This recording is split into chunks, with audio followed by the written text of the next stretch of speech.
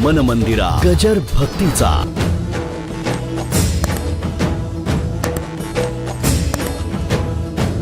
रूप सगळी असतात, पण ज्या रूपाला जीव लुब्ध व्हावा असं भगवंताच्या शिवाय दुसरं रूप कोणाचं असू शकतं. एखाद्याला म्हटलं की हा अतिशय सुंदर आहे, तर दुसरा कोणीतरी त्याच्यापेक्षा सुंदर भेटतो, अजून कोणीतरी त्याच्यापेक्षा सुंदर भेटतो. म्हणजे एका सुंदराला दुसरा सुंदर कोणीतरी पर्याय असतो. पण ज्या सौंदर्याला, ज्या माधुर्याला, ज्या गोडव्याला पर्याय नाही, तेच कृष्ण भगवंताचं सुंदर रूप. पर्याय नाही. कोण या जगामध्ये असा नतद्रष्ट आहे की त्याला सुंदर बघायला आवडत नाही? हो, आहेत ना. ज्यांना सुंदर बघायला आवडत नाही त्यांनाच राक्षस म्हणावं.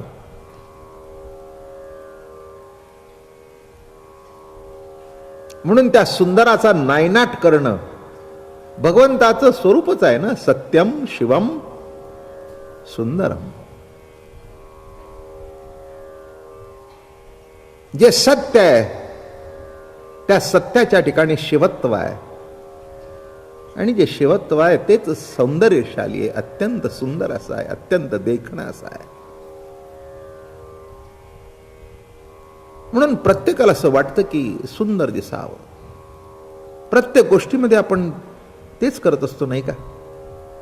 पण काही काही नाही, ते सुंदर असलेलं सुद्धा तोडफोड करावीशी वाटते. अशी विचित्र माणसं आहे. सध्या ती प्रवृत्ती जास्ती जागृत होते. एखाद्या वस्तूची नासधूस करणं,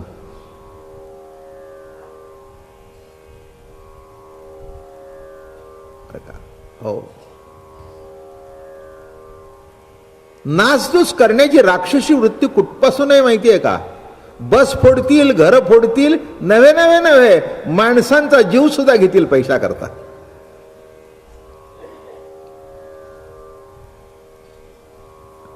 ही राक्षसी वृत्ती आहे. एखाद्या मुलीवर प्रेम बसलं आणि ती आपल्याला मानत नाही. अरे कोण लागून गेला जागीरदार तुला मानावं म्हणून? तिच्या तोंडावर ऍसिड ओक झालं का? सौंदर्याचं राक्षस हे आहेत सध्या. हे जे सध्या तुम्ही, आणि एक वाईट गोष्ट झाली आहे, टीव्हीमुळे राक्षसांचं दर्शन जास्ती घडतंय, चांगल्यांचं घडत नाही.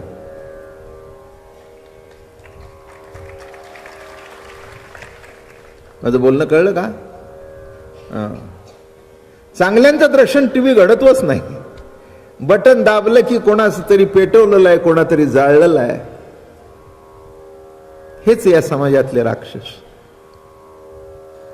म्हणून असं म्हणू नका की सुंदर चेहरा बघायला आवडतो. असं म्हणू नका की एखाद्याचा संसार चांगला चाललाय तो आपल्याला बघायला आवडतो. नाही, त्याचा संसार तुटलेला बघायला आवडतो. काय वृत्ती आहे? हीच राक्षसी वृत्ती. राक्षसी वृत्ती म्हणजे काय? नाही का? कृष्ण कथा ऐकायची एवढ्या करता, प्रभूचं स्मरण एवढ्या करता करायचं, रामाचं स्मरण एवढ्या करता करायचं, पंढरीची वारी एवढ्या करता करायची. ज्यांना काय वाटायचं ते वाटू दे, ज्यांना काय करायचं ते करू दे, ज्यांना आपल्याबद्दल काय चिंतन करायचं ते चिंतन करू दे. आपण त्याचं चांगलंच चिंतन करावं.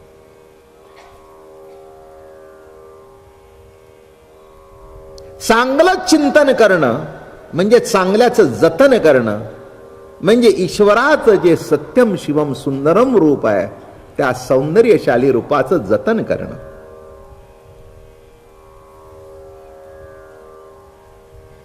आणि म्हणून कृष्ण हा विठो सुंदरा सुंदर रूप लावण्या लावण्य, रूपे श्याम सुंदर निलोत्पल गाभा, सखये स्वप्नी शोभा देखियला, नेत्र विशाळ भाळ दंत हिरया ज्योती, बाह्ये मदनमूर्ती देखियला. नामदेव महाराज किती गोड लिहितात. रूपे श्याम सुंदर निलोत्पल गाभा, निलोत्पल गाभा. सखे स्वप्नी शोभा देखियला, नेत्र विशाळ भाळ, दंत हिरिया ज्योती, बाह्ये मदन मूर्ती देखियला. गवळणी भाग्यशाली होत्या.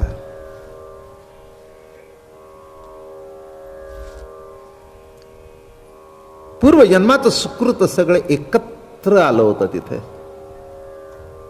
एकवटून आलं होतं. तुपाच्या एका चमच्यामध्ये केवढं तरी एक पेलाभर दूध एकवटलेलं असतं, नाही का?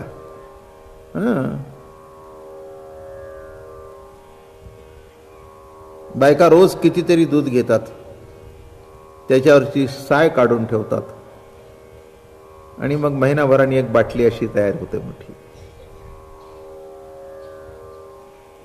म्हणजे कितीतरी दूध घ्यावं आणि त्याच्यातून एक चमचा निघावं. तसं अनेक जन्माची पुण्याई लागते आपलं अंतःकरण सौंदर्यशाली होण्याकरता आणि त्या प्रभूचा निलोत्पल गाभ्याचं दर्शन होण्याकरता. सर्व पुण्याई, सर्व दूध इतक्या दिवसाचं जसं एका तुपाच्या चमच्यात आलं, तसं आपली सर्व पुण्याई सुद्धा एकत्र यावी लागते उत्कृष्ट परमार्थ घडण्याकरता. गवळणी ते सर्व भाग्य एकवटून घेऊन आल्या होत्या.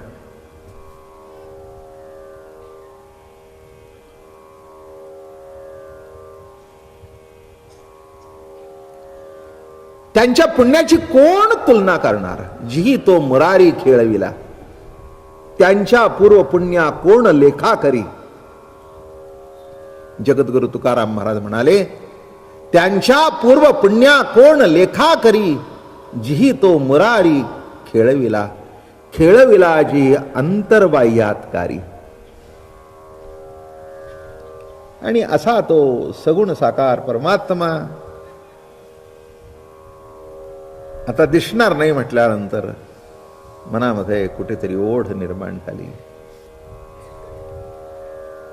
समोर दिसत होता तरी दिसणार नाही, हा जो भविष्यातला विरह होता. काल सांगितलं आपल्याला, भूतकाळातला विरह, वर्तमानातला विरह आणि भविष्यातला विरह. कसावी झाल्या.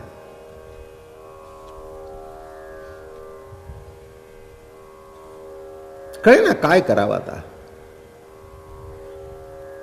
यशोदा मैयाचा जीव वर खाली होऊ लागला. काळं बेंद्र नकट पोर असलं आपलं, त्याच्याबद्दल आपल्याला किती आपुलकी वाटते. त्याला ताप आला तर आपला जीव कासावीस होतो. आणि दृष्टी आड झालं तर किती दुःख असेल.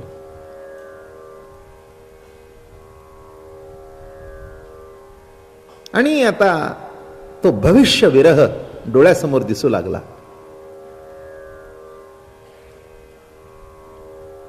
मैया कासावी झाली. अक्रूरजी आमंत्रण घेऊन आले होते. मथुरेमध्ये महोत्सव होता, मोठे कुस्तीचे आखाडे होते, मोठे फड भरले होते. आणि त्याच्याकरता नंदजीला आमंत्रण होतं. नंद त्या भागातला पाटील होता.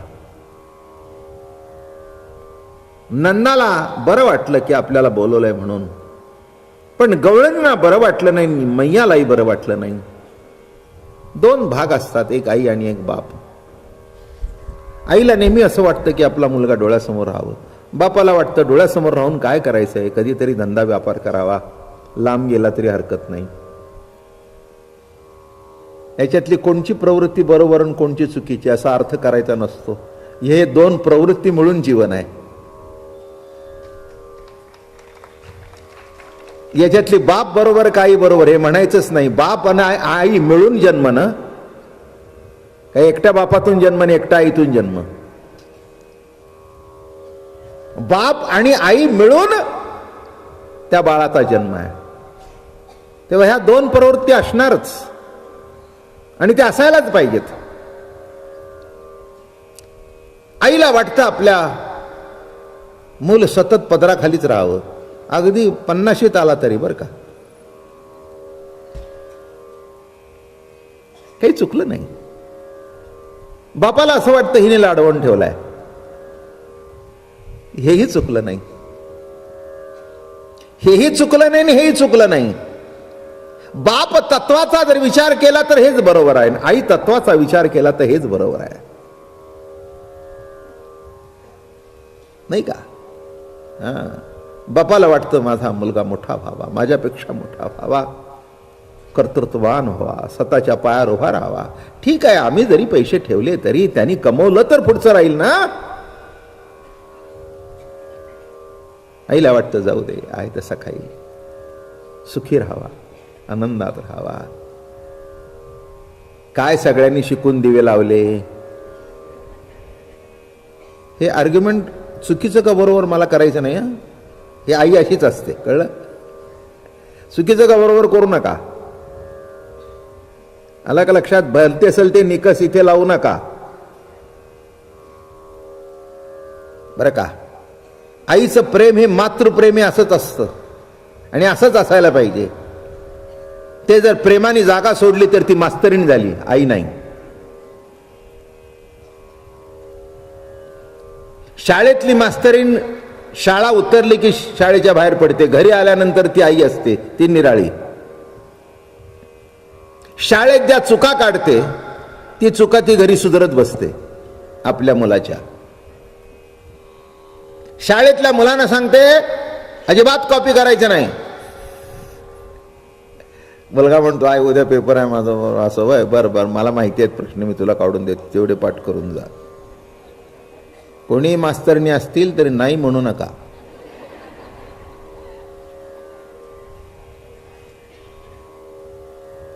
ते म्हणाल आमचं चुकलं का? मी चुकलं का बरोबर म्हटलं का? मी तुम्हाला चुकलंच नाही म्हणतोय. तिथे मास्तरीण म्हणून आहे ती बरोबर आहे, इथे आई म्हणून आहे ती बरोबर आहे. आई म्हणून तिला असं वाटतं नापास विपास झाला मग हे मारतील, सगळं आजूबाजूची पास व्हायचे ना आपलंच तेवढं नापास व्हायचं, जाऊ द्या. आणि काय एखादा बघून केले तर काय बिघडलं?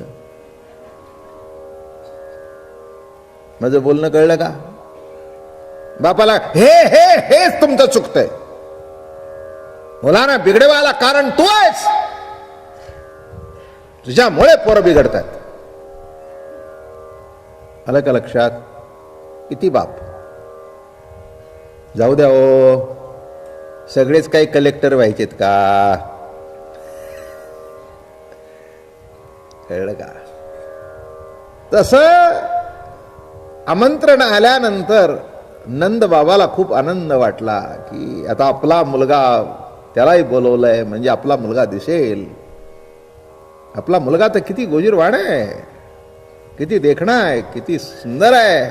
11 वर्षाचंच पोर आहे. 11 वर्षाचे होते भगवान. हो. आणि यशोदेला वाटलं घरातून बाहेर पडू नये, म्हणे तुला कसं कसं काय कळत नाही ग? आता काय लहान आहे का तो? 11 वर्षाचा झाला. किती वर्षाचा झाला? 11 वर्षाचा झाला. अगं दुसऱ्यांची पोरं गाया राखायला जातात, अमकं करतात तमकं करतात, बरोबर नाही. जायलाच पाहिजे, जगापुढे यायलाच पाहिजे. पण हे यशोदेला कधी बरोबर वाटलं नाही. काय नंदजीचं चुकतंय असं वाटलं. बरोबर आहे, हीच आई. आई तत्व जे आहे ना ते पालनीय तत्व आहे. प्रेमाचा निर्झर म्हणजे आई. प्रेमाचा निर्झर म्हणजे आई.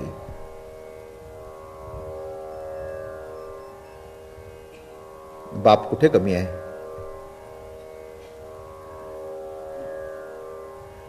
मी मागे सांगितलं आपल्याला, पुन्हा सांगत नाही.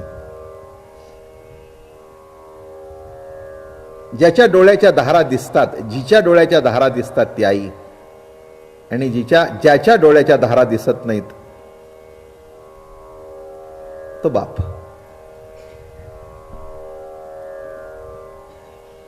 उघड्या डोळ्यांनी रडते ती आई आणि आतल्या आत आपला जीव खाऊन घेतो तो बाप. पुन्हा रिपीट करतो म्हणजे तुम्हाला उजळणी होईल. एका दिवसाच्या जेवणाची काळजी करते ती आई आणि आयुष्याच्या जेवणाची काळजी करतो तो बाप.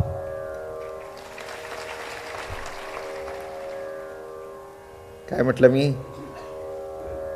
विचारा इथल्या बायकांना सगळ्यांना. त्यांना एकच काळजी असते की सकाळी केलं तर संध्याकाळी काय करावं आणि संध्याकाळी केलं तर नाश्ता काय करावा. याच्यापेक्षा मर्यादा पुढे जात नाही.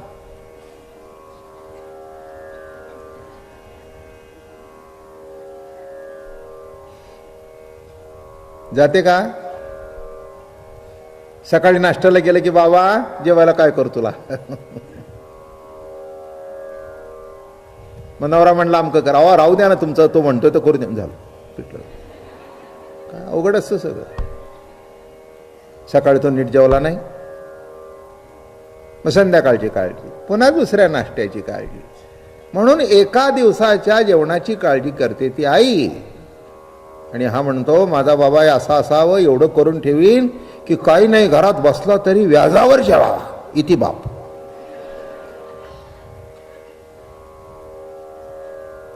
तुम्हाला काय वाटलं मी आईची स्तुती करतो म्हणजे बापाला खाली पाडेन? अरे असं कसं वाटलं? कोण बसला इथे? काही येडाबिडा आहे काय एवढं? मी काय ते उगीच त्या तसल्या कविता म्हणणार नाही, आई थोर तुझे उपकार. काय मी उलट प्रश्न विचारेन, आई थोर तुझे उपकार हे 1000% बरोबर आहे, पण बापाचे तितकेच उपकार आहेत हेही 1000% बरोबर आहे. मन मंदिरा गजर भक्तीचा.